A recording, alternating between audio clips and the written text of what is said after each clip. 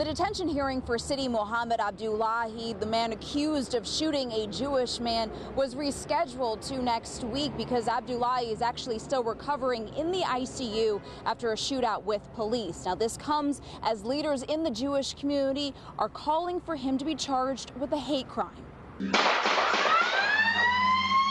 The sounds of gunfire echoed through a street in West Rogers Park over the weekend. This was the moment police say officers got into a shootout with Sidi Mohammed Abdullahi. We have faith in God, but we are scared.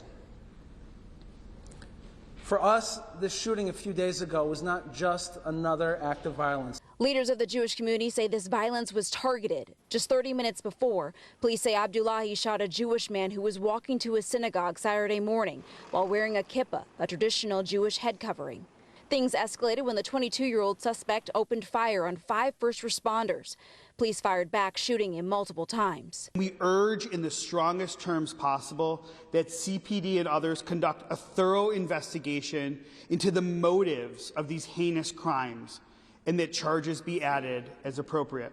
Abdullahi has been charged with 14 felony counts, including attempted first-degree murder. The Midwest Regional Director of the Anti-Defamation League is calling for a hate crime charge to be added to the list. Saturday's crime feels like a hate crime regardless of where the investigation lands.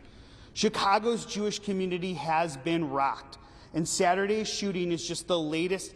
FBI data from 2023 shows despite Jews comprising only about 2% of the U.S. population, anti-Semitic incidents accounted for over 15% of all hate crimes across the nation.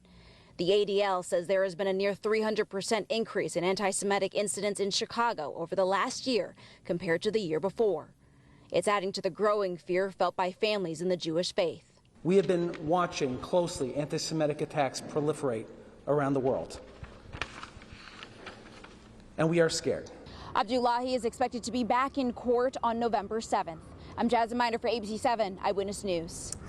And just moments ago, the mayor's office releasing a statement today that says, in part, all Chicagoans deserve to feel safe and protected across the city. There is more work to be done, and we are committed to diligently improving community safety in every neighborhood. Watch breaking news on YouTube. Subscribe to ABC 7 Chicago Eyewitness News.